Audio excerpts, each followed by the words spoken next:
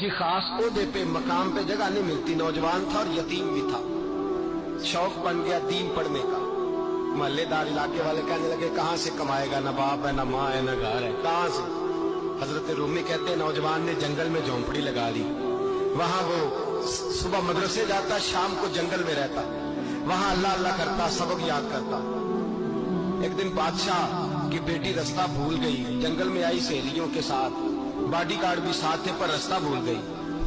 खोती खोती शाम हो गई, ऐसी खोई कि जब रात गहरी हो गई तो आके उस नौजवान के पास रुकी और चिल्लाने लगी। शेर के दहाड़ने की आवाज आती है, भेड़िए के बोलने की आवाज आती है। नौजवान अकेला, सहेलियां बिछड़ गई, गार्ड बिछड़ गए।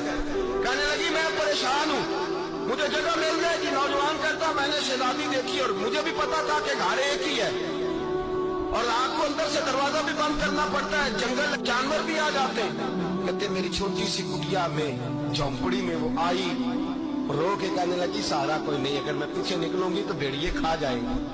कहते मैंने उसे जगह दे दी। अकेली औरत, चिराग जल रहा है, सबक याद कर रहा हूँ। मेरे नबी पाक ने फरमाया जहाँ मर्द औरत अकेले हो तीसरा शैतान होता है। और शहजादी, वो बच्चा कहता है सबक याद करता रहा सारी रात।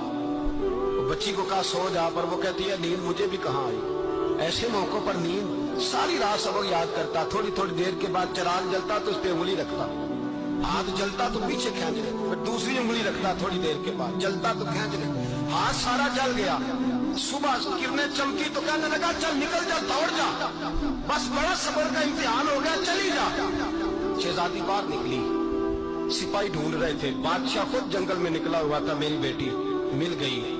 बादशाह तन्हाई में जाके कहने लगा बेटा मैं दुनिया को बताऊंगा कि मेरी बेटी खोई नहीं थी, सिपाही साथ ही थी। ये बड़ा मुश्किल होता है, बेटी तो भूल के भी रात कहीं रह पड़े तो लोग जीने नहीं देते, तो बेटा मुश्किल हो जाएगा मेरे लिए। कहाँ थी? उसने कहा नेक नौजवान के पास। उसने कहा बेटा मैं तो तेरी बात मानूंगा पर दुनिया नहीं मानेगी। अगर उस नौजवान ने किसी को बता दिया कि तू उसके पास थी तो फिर लोग मेरा जीना मुहाल कर देंगे। बेटा मैं मर जाऊंगा, मेरी मजबूरी ये है कि वो कहीं राज ना उगल दे वो नौजवान, उसे कत्ल करना पड़ेगा। औरत ने मिन्नतें की, उस बेटी ने कहा मेरे मौसम को मारोगे, रोई। और वो कहने लगा मैं बादशाह हूँ, मेरा अपना बुखार है, मैं उसको छोड़ नहीं सकता। गिरफ्तार कर लाए सिपाही। वक्त तय हो गया सदा का। अकेले काल कोठरी में रखा गया, जो उसके खास इतबार वाले थे उनकी ड्यूटी लगाई। बादशाह ने बुलाया पहले विलम्ब, आया। औरत कहने लगी, बेटी कहने लगी एक दफा तो बुलाओ ना, एक सवाल पास पर्दे में रह के पूछना है और फिर जो आपका जी चाहे। मेरे मौसम को मारना तो है तो मर्जी आपकी। सामने खड़ा किया नौजवान, पर्दे के पीछे औरत खड़ी हो गई। बादशाह बीच बैठ गया।